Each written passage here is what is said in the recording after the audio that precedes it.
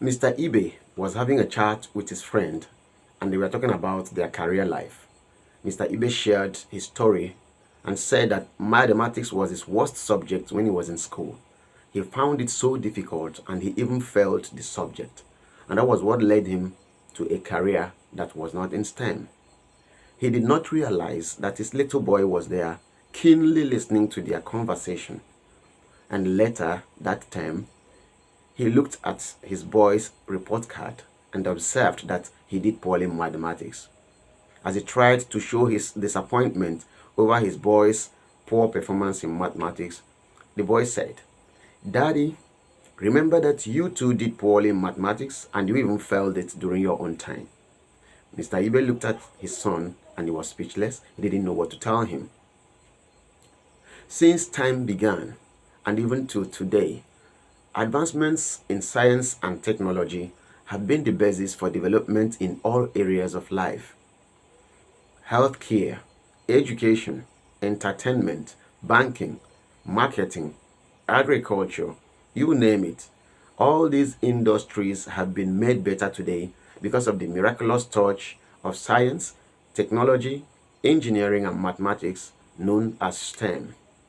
And we live in a world that is continuously evolving, whereby we need more of this kind of developments in order to be able to cope with the future.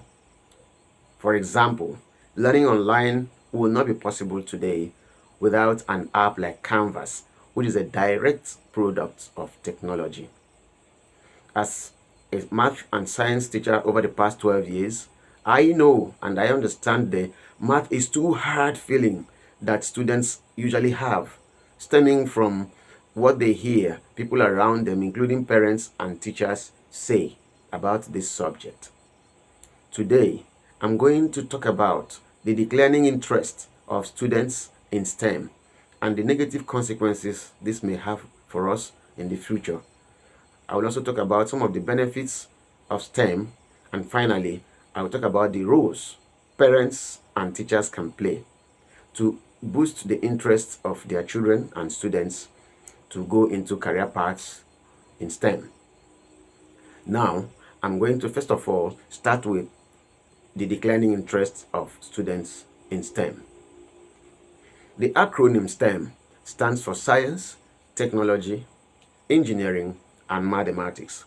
In an article titled "Decline in STEM Enrollments Highlights Importance of Mentorship," Caitlin Kalinowski says that recent data shows a decline in science, technology, engineering, and mathematics, and this could have a long-term economic consequence to the US. And also she said that it could also affect the long-standing problem, which is the struggle of trying to bring girls and people of Hispanic background into the fields of STEM. Also, according to the Institution of Engineering and Technology in the US, children's interest in science is down by 10% among 9 to 12-year-olds, and down by 12% in design and technology, and 14% in ICT over the past 4 years. This is ironic because, as submitted by Twin Science, the careers of the future will most certainly be centered around STEM fields. And according to them, STEM careers have so many benefits for children, including, but not limited to, the following. It increases their creativity and encourages them to think outside the box. It increases team collaborations, helping kids to develop skills in communication, leadership, and a drive to achieve common goals. 3. It encourages critical thinking skills, which could lead to problem-solving abilities in the future. And 4. It boosts curiosity, which is a very powerful and necessary driving force for innovation and discovery. STEM careers also have many benefits for adults. According to the US Department of Commerce, other occupations grow at the rate of 9.8%, while STEM occupations are growing at the rate of 24.4%, not to mention that STEM degree holders earn higher compared to other professions. Now, take a moment to imagine a world with a decline of people in STEM. This could have very disastrous consequences because it could lead to not having enough doctors to attend to patients. It could lead to not having enough construction engineers, enough ICT professionals, scientists, physicists, astronomers, mathematicians, technologists, and the like.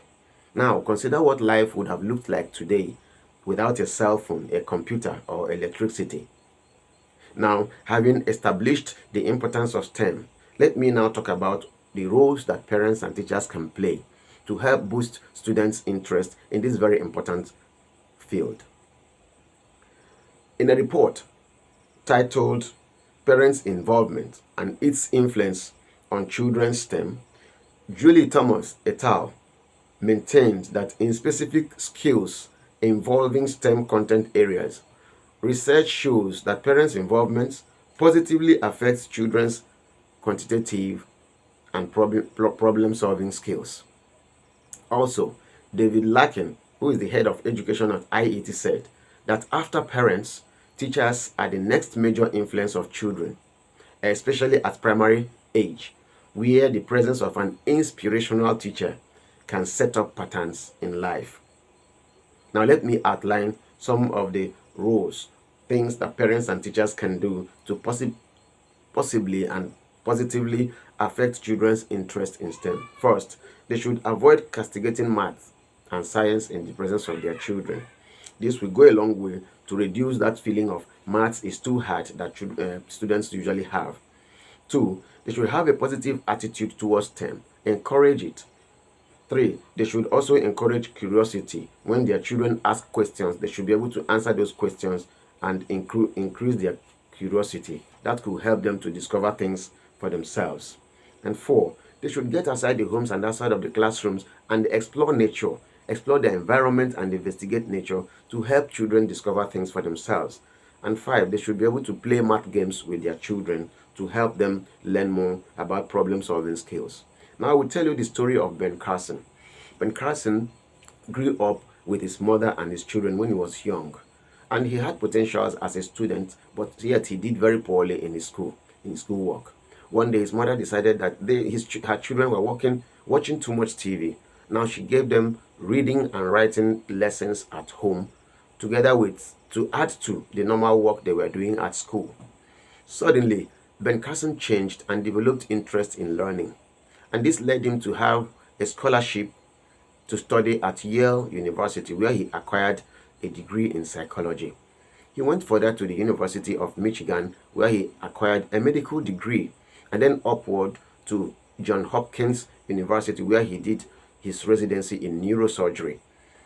And Ben Carson was the first neurosurgeon to perform a successful surgery on conjoined twins in 1987, and thereby saving the lives of those twins. You see, this was a boy who was doing poorly in his academics, but because of what his mother did, he became a different person altogether. Now that you know about the declining interest of students in STEM and what this could mean for us, I invite you today to make a conscious effort to first of all change your attitude towards STEM, especially about mathematics. Remember that STEM is the future, as I said before, and many children have potentials in this area. All they need from you is your support and encouragement. One of the best things you can do is to enroll your child in a school that has a chapter of the National STEM Honor Society known as NSTEM. This organization has everything that your child needs to fully develop STEM skills from K to career, and the teachers in such schools are STEM compliant.